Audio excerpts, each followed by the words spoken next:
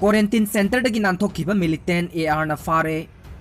मसाना proscribe militant outfit united Naga people's council UNPC गी second lieutenant हाइजबा आसोम हुंग्यो चही कुंट्रा अपोकपा लैखिद्रबा निंगम नंबासी खुलेनगी पांगपुन खुंदा लैबा असि मोरेदा हांगबा क्वारंटीन सेंटर दगी लोन चेनखिबदु निफुम दोइसुबा असम राइफल्स ना मे 19 गी नुमिदांग पुंग 9 मखाइरोम ताबदा इंडो म्यांमार बॉर्डर दा लैबा गोवाजांग खुंदगी फारगा मोरे पुलिस स्टेशन दा सिनखरे हाइरी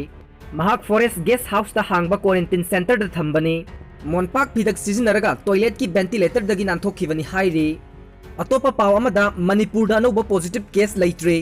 ngasi ayuk pung 12 rom taba matamdagi hauna social media da mioi kharana manipur da covid-19 na positive oiba mioi ani ama su leire haina thaga narakhe